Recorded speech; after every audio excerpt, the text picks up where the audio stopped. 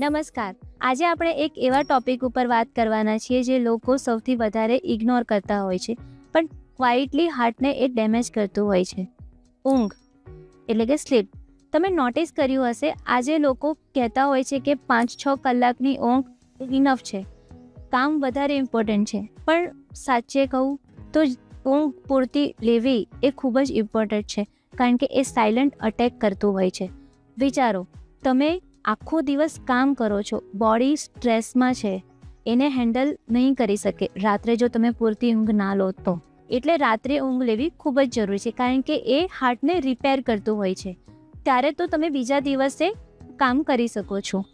હવે આપણે ઊંઘતી વખતે મોબાઈલને સ્ક્રોલ કરતા હોઈએ છીએ, એના કારણે આપણને ડીપ સ્લીપ મળતી નથી. અહીંથી જ પ્રોબ્લેમ ધીરે ધીરે શરૂ થાય છે. જ્યારે તમે ઊંઘો છો ત્યારે તમારું બોડી એકચ્યુઅલમાં રિપેર મોડમાં જાય છે. હાર્ટ રેટ એકચ્યુઅલી સ્લો થઈ જાય છે, બ્લડ પ્રેશર નોર્મલ થાય છે, બોડી પોતાના સેલ્સ રિપેર કરે છે. પણ જો તમારી ઊંઘ ઇનકમ્પ્લીટ અથવા તો ડિસ્ટર્બ થાય તો એ પ્રોપર રિપેર પ્રોસેસ પ્રોપર થતી જ નથી. એનું રિઝલ્ટ બોડી બીજા દિવસે પણ તમારું સ્ટ્રેસ મોડમાં જ રહેશે, કામ કરવાની ઈચ્છા જ નહીં થાય, અને અહીંયાથી ડેમેજ બિલ્ડઅપ થવાનું સ્ટાર્ટ થઈ જાય છે. હવે સૌથી પહેલાં ઇફેક્ટ પડે છે તમારા હોર્મોન્સ પર. જ્યારે તમે ઓછું ઊંઘો છો ત્યારે cortisol stress hormone continuously high રહે છે. આ ડિરેક્ટલી બીપીને વધારે છે.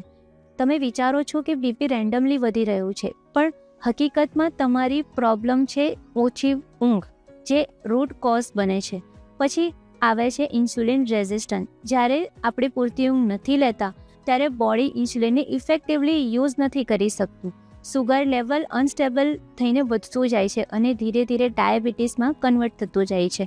પછી ઇમ્પેક્ટ પડે છે હાર્ટની રિકવરી પર. ડીપ સ્લીપ વગર હાર્ટને પ્રોપર રીસેટ નથી કરી શકતું. આ લોંગ ટર્મ માટે રિધમ પર પણ ડિસ્ટર્બ થાય છે, એટલે કે એરિધેમિયા થાય છે અને હાર્ટ સ્ટ્રેનનું રીઝન બની જાય છે. અને સાથે એક બીજી વાત ક્વાઇટલી થાય છે વેટ ગેઇન, સ્પેશિયલી બેલી ફેટ. જ્યારે સ્લીપ એટલે કે ઊંઘ ઓછી થાય છે ત્યારે હંગર હોર્મોન્સ ડિસ્ટર્બ થતા હોય છે અને ક્રેવિંગ્સ વધતી જાય છે. અનનોઈંગલી વધારે પડતું માણસ ખાવા લાગે છે, સ્પેશિયલી જ્યારે મીઠું અને જંક ફૂડ ખાવા લાગે છે.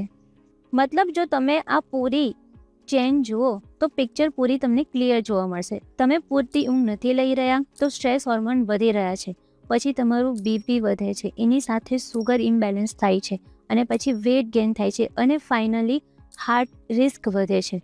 હવે એક રિયલ એક્ઝામ્પલથી સમજીએ આ બધું. રાતે તમે લેટ ડિનર લો છો 11 થી 12 વાગે, પછી મોબાઈલને સ્ક્રોલ કરતા જાઓ છો 1 વાગ્યા સુધી. સ્લીપ પણ પ્રોપર થતી નથી, અને પછી ઉઠતાની સાથે જ ફરી તમને થાક અનુભવાય છે. દિવસ તમારો પ્રોપર સ્ટાર્ટ થતો નથી. તમને લાગે છે કે આ પ્રોબ્લેમ એનર્જીની છે, પણ હકીકતમાં આ પ્રોબ્લેમ તમારી ઇમ્પ્રોપર એટલે કે ઊંઘ જે પ્રોપર નથી થઈ એની છે. તો હવે સવાલ છે કે આને ઠીક કઈ રીતે કરવું? સૌથી પહેલાં સ્ટેપ બાય સ્ટેપ આપણે સમજીએ. પહેલો સ્ટેપ છે કે તમે ઊંઘવાનો ટાઈમ ફિક્સ કરો કે જેનાથી બોડીને પૂરતો આરામ મળે. જો તમે એક જ ટાઈમ પર ઊંઘવાનું છે, જે આઈડિયલી 10 થી 10:30 વચ્ચે રાખો, તો ધીરે ધીરે બોડી એને હેબિચ્યુઅલ થતી જશે અને એક્સેપ્ટ કરશે બોડી. આની સાથે એક બીજી ઇમ્પોર્ટન્ટ હેબિટ છે, જો ઊંઘતા પહેલાં સ્ક્રીન એક્સપોઝર આપણે અડધો કલાક પહેલાં જ જો બંધ કરી દઈએ તો પણ ડીપ સ્લીપ આવે છે.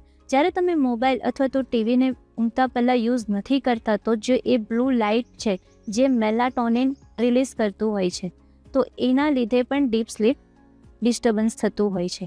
એટલે ઊંઘતા પહેલાં અડધો કલાક પહેલાં સ્ક્રીન બંધ કરવી જોઈએ. હવે અહીંયા એક બીજું કનેક્શન સમજો. જો તમે લેટ નાઇટ હેવી ડિનર કરો છો તો બોડી રાતભર ડાયજેશનમાં બિઝી રહે છે, એટલે કે સ્લીપ ડીપ નથી થતી.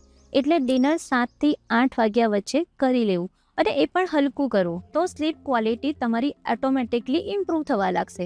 પછી એક સિમ્પલ પણ પાવરફુલ હેબિટ એડ કરી શકાય, જેમ કે 5 થી 10 મિનિટ ડીપ બ્રીથિંગ અથવા તો ભ્રામરી પ્રાણાયામ, જે તમારે ઊંઘતા પહેલાં કરવા જોઈએ. આ તમારા નર્વસ સિસ્ટમને કામ કરશે, જે બોડીને સિગ્નલ આપે છે ડીપ બ્રીથિંગ માટે અને રેસ્ટ કરવા માટે. અને ફાઇનલી સ્લીપ એન્વાયરમેન્ટ પણ જરૂરી છે, એટલું જ ઇમ્પોર્ટન્ટ છે. જેમ કે રૂમ ડાર્ક હોવો જોઈએ, અને ઠંડુ વાતાવરણ હોવું જોઈએ. નાની નાની વસ્તુઓ કે જે લાઇટ તેમજ નાના નાના અવાજો પણ જે તમારી સ્લીપને ડિસ્ટર્બ કરતા હોય છે, ભલે તમે કોન્શિયસલી ફીલ ના કરો તો પણ. તો એક સિમ્પલ વાત યાદ રાખો, સ્લીપ લક્ઝરી નથી. સ્લીપ તમારા હાર્ટની ડેલી સર્વિસિંગ છે. જો તમે આ સર્વિસિંગ સ્કીપ કરતા જશો તો મશીન ધીરે ધીરે ડેમેજ થતું જશે.